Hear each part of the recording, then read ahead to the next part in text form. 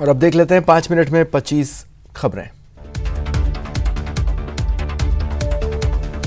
नए कृषि कानूनों का विरोध कर रहे किसानों ने चिल्ला बॉर्डर पर नारेबाजी के साथ फिर प्रदर्शन शुरू कर दिया है। किसान सड़क पर लाठी डंडा लेकर बैठे हैं। नोएडा से दिल्ली के बीच आवागमन बंद है।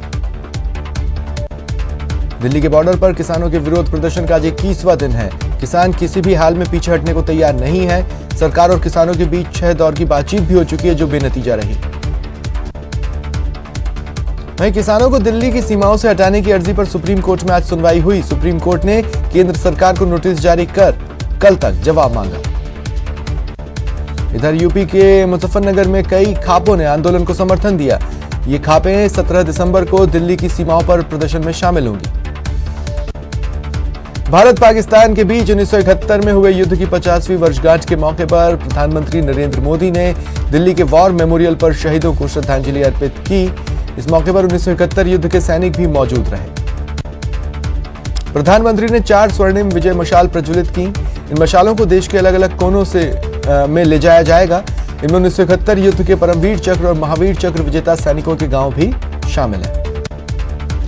रक्षा मंत्री राजनाथ सिंह ने नेशनल वॉर मेमोरियल पर स्वर्णिम विजय हर्ष के लोगो का अनावरण किया। इसी के साथ पूरे साल तक चलने वाले स्वर्णिम विजय वर्ष समारोह की शुरुआत हो गई।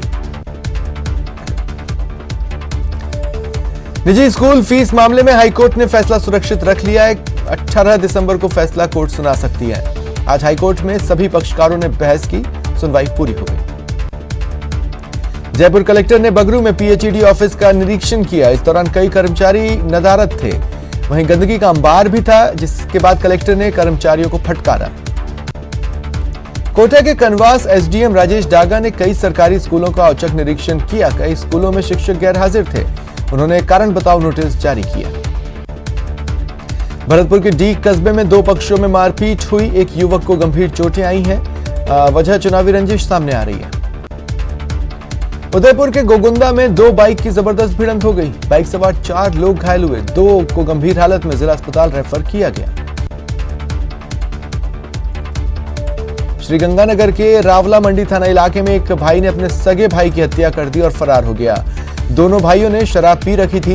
इसी दौरान कहासुनी खूनी संघर्ष में बदल गई। टोंक जिले में दहेज के लालची शख्स ने अपनी पत्नी और 2 साल के बच्चे को बंधक बना लिया। बिशन जगरवाल नाम के शख्स ने दोनों को एक कमरे में ताला लगाकर 24 घंटे बंद रखा। अलवर के शाहजहांपुर में चलते चलते एक कार आग के गोले में बदल गई। हालांकि कार सवार लोगों ने कूदकर जान बचा ली। सीकर में लुटेरों ने एक पेट्रोल पंप को निशाना बनाया और सेल्समैन से कैश से भरा बैग छीनकर फरार हो गए। बोलेरो से आए लुटेरों ने तेल भरवाया, पैसा देने के बजाय कैश बैग लिया और फरार हो गए। टोंक में बजरी माफिया के खिलाफ महिलाओं ने मोर्चा खोला। ग्रामीण इलाके से जयपुर जाने वाली बजरी ट्रैक्टरों को रोका और विरोध जताया। जब ट्रैक्टर चालकों ने दोबारा नहीं आने का भरोसा दिया तो तब छोड़ा। भरतपुर के लखनपुर विद्युत सब स्टेशन का ग्रामीणों ने घेराव कर विरोध प्रदर्शन किया। ग्रामीणों का आरोप है कि खेतों की सिंचाई के लिए सिर्फ रात में बिजली सप्लाई से उन्हें परेशानी हो रही है। देश में कोरोना केसेस तेजी से कम हो रहे हैं। मंगलवार को 26,382 केस आए। वहीं कोरोना के कुल केसेस 99,32,000 के पार हो गए।